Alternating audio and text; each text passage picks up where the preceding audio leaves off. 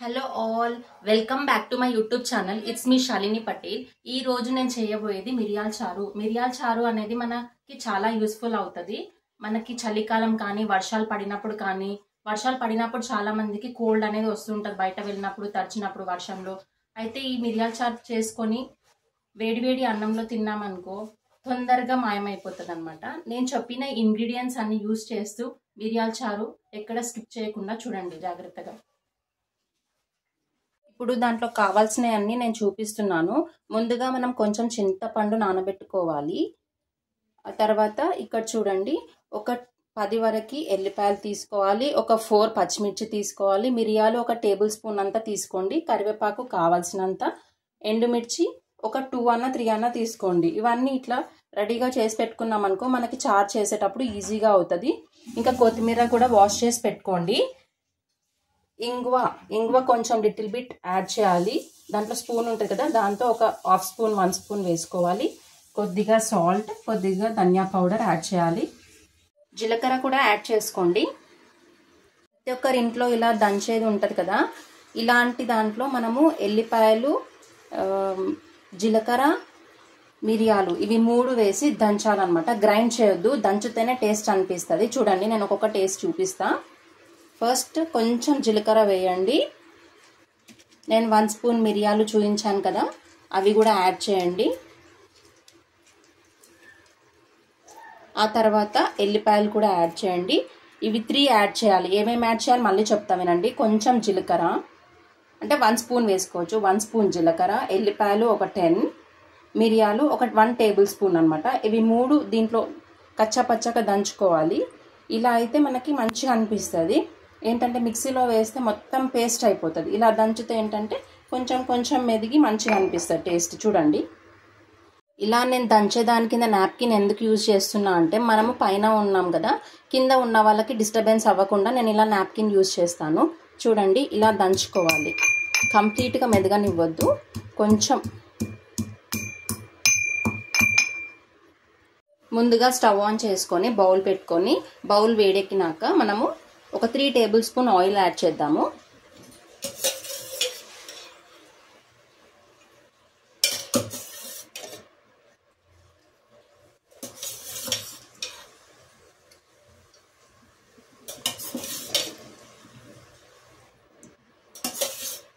ఒక 3 కాకుండా ఒక 4 to 5 అయినా వేసుకోవచ్చు. చూడండి, ఆయిల్ వేడైన తర్వాత మనము జీలకర్ర, ఆవాలు వేసుకుందాము. ఓన్లీ 1/2 టేబుల్ స్పూన్ వేసుకోండి చాలు. ఆ తర్వాత పచ్చిమిర్చి యాడ్ చేద్దాము. కరివేపాకు, ఎండుమిర్చి. నేను వీడియో చేయడం వల్ల నా పోపు అనేది కొంచెం కలర్ ఎక్కువ అయిపోతుంది.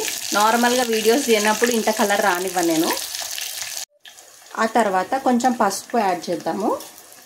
చూడండి, నేను వేసే స్పూన్ ఎంత ఉందో క్వాంటిటీ. మనం కొంచెం పసుపు కొంచెం ఎక్కువగానే యాడ్ చేస్తే కలర్ అనేది వస్తుంది అనమాట మిరియాల చారుకి. అందుకే మీకు ఎంత కావాలో అంత వేసుకోండి పసుపు. ఆ తర్వాత మనం ముందుగా నానబెట్టుకున్న చింతపండు ఉంది కదా, ఆ వాటర్ వేద్దాము.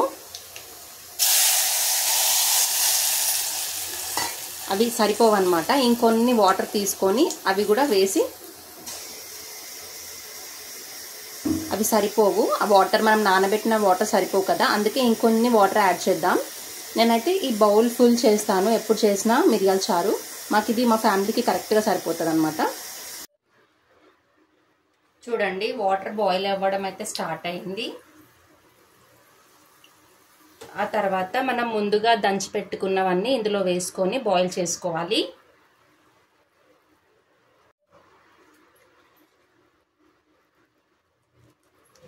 చూడండి, కనిపిస్తుందా? ఇలా వేసుకోవాలి. మనకి దీంతోనే టేస్ట్ అంతా వస్తుంది అన్నమాట. ఇందులో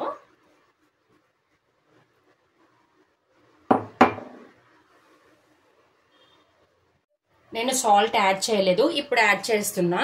నేను తీసుకున్న క్వాంటిటీకి ఒక 1 స్పూన్ 1.5 స్పూన్ వేస్తున్నాను సాల్ట్. చూడండి, నేను చెప్పాను కదా ఒకటేసారి ఎక్కువగా వేయను, ఫస్ట్ నేను టేస్ట్ చూస్తాను ఏది చేసినా. ఎందుకంటే ఒకటేసారి సాల్ట్ ఎక్కువ వేసామనుకో మనం అసలు తినలేము, ఇంకా అది ఫ్లాప్ అయిపోతుంది అనమాట. అందుకని నేను కంపల్సరీగా సాల్ట్ వేసినాక మళ్ళీ చెక్ చేసి మళ్ళీ వేస్తాను అనమాట.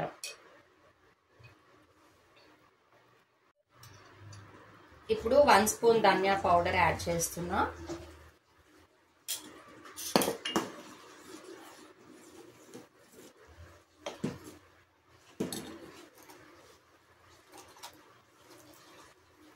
ఆ తర్వాత కొంచెం ఇంగువ, చూడండి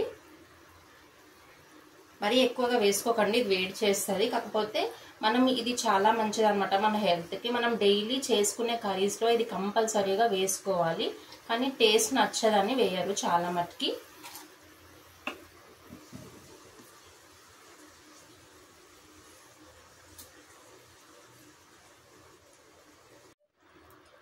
ఆ తర్వాత లాస్ట్కి కొత్తిమీర యాడ్ చేస్తున్నా, చూడండి కట్ చేసుకొని వేయాలి.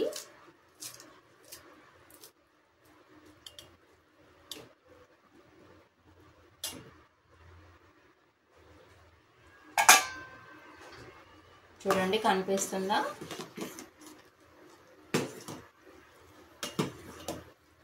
ఇది బాయిల్ అయ్యేటప్పుడు స్మెల్ అయితే సూపర్గా వస్తుంది అనమాట. ఇలా మిక్స్ చేసుకుంటూ ఉండాలి. ఒక 5 మినిట్స్ ఉండనివ్వాలి కొత్తిమీర వేసినాక. చూసారు కదా నా మిరియాల చారు. మీరు కూడా తప్పకుండా ట్రై చేయండి. ఎవరికైతే కోల్డ్ అయ్యి చాలా రోజుల వరకు తక్కువ అవ్వదో వాళ్ళకి ఇది చాలా బాగా యూస్ఫుల్ అవుతుంది. మిరియాలు అనేటివి కొంచెం ఎక్కువగా యాడ్ చేయండి. ఎల్లిపాయలు కూడా కంపల్సరీగా వేయాలి, ఒక 10 వరకు.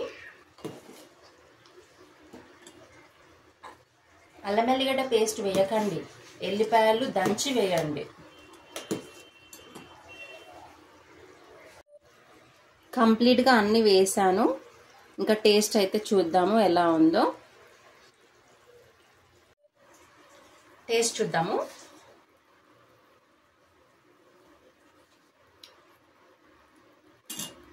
టేస్ట్ చాలా బాగుంది. మీరు కూడా ట్రై చేయండి, మీకు కూడా చాలా బాగా నచ్చుతుంది. ఈమెంటి డైలీ ఏ రెసిపీ చేసినా చాలా టేస్టీగా ఉంది అని చెప్తుంది. ఆమెకు పొగుడుకుంటుందా అని మీరు అనుకుంటారు. అట్లేం లేదు. నేను లిమిటెడ్ క్వాంటిటీతో ఇంగ్రీడియంట్స్ కరెక్ట్గా వేసి చేస్తానన్నమాట. మీరైతే నా ఛానల్ని సబ్స్క్రైబ్ చేయకుండా మర్చిపోకండి. కంపల్సరీగా నా యూట్యూబ్ ఛానల్ని సబ్స్క్రైబ్ చేసుకోండి. ఎందుకంటే నేను చాలా డీటెయిల్గా ఎక్స్ప్లెయిన్ చేస్తాను అని చెప్పాను కదా ముందు వీడియోలో. సుత్తి కొట్టకుండా మంచిగా చెప్తాను. ఏదైనా మీకు ఏమైనా డౌట్స్ ఉంటే నాకు కమెంట్ బాక్స్లో కమెంట్ చేయండి. ఓకేనా? Thank you.